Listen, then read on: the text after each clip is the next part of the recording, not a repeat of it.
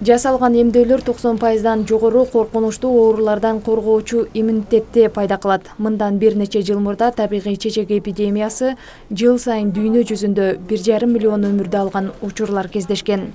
Бирок азыркы учурда бул инфекция дээрлик унутулуп калган. Анткени ал толугу менен эмдөөнүн жардамы менен ишке ашты дешет адистер. Өмүркан Амиракул кызы 3 баланын апасы. Ал 1 жашар кызын кызамыкка каршы эмдөөдөн өткөрүү үчүн облустук үй-бүлөлүк дарыгерлер борборуна келген. Прививканы биз постоянно эле калтырбай алабыз. 3 балам бар. Бул үчүнчүсү, берки экөөнө деле калтырбай алганбыз. Бул кызыма деле азыр 1 жаштагысына кызамыкка каршы деп чакырды, ошого келдик. Жакшы, прививканын зыяны жок деп ойлойм. Элдин баары эле алып атат го. Ушул вакытка чейин ата-бабабыз деле, биз деле ошо прививка алып эле чоңойдук го. Андайларга ишенбейм. Ошо алгыла деп мамлекет билбесе жазбаса керек деп ойлойм. Коомчулукту кооптондурган коронавирус инфекциясынан 10 учур катталган аймакта Саламаттык сактоо министрлигинин буйругунун негизинде эмдөө токтолуусу шартталган. Алардын катарында Баткен облусу да бар. Ал себептен аймакта эмдөө иштери бир канча мезгилге өзгүлтүккө учураган. Анын башкы себеби коомдук жайларга элдин чогулбоосу бири-бири менен байланышта болбоо максатында ишке ашкан. Тилекке каршы июль айында бизде областта, Баткен шаарында, Баткен районунда баягы айыл эмелерде Баткен шаарында 10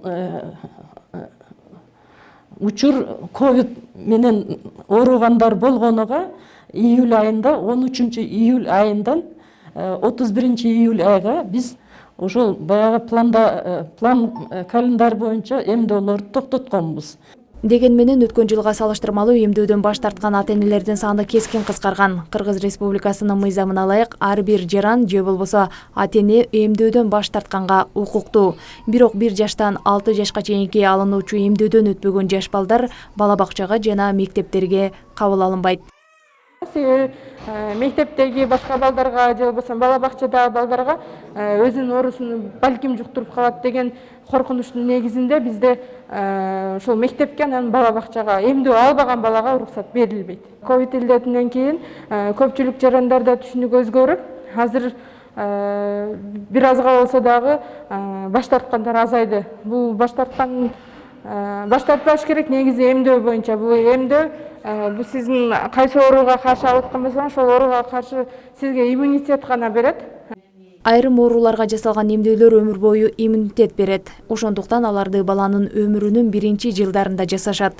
Ак халатчандардын айтымында көпчүлүк учурда эмдөөгө карата күтүлгөн реакциялар болот. Мисалы чыргоолонуу, дене табынын көтөрүлүүсү. Андан сырткары инъекция жасалган жердеги кызаруу жана ооруксунуу эрежелери да кездешет. Бирок бул жагдай бат эле өтүп кетет. Андыктан ашыкча кабатырланууга кажет жок. Назгүл Абдрахманова, Медирбек Айдарали уулу, Алтын бешик жаңылыктары.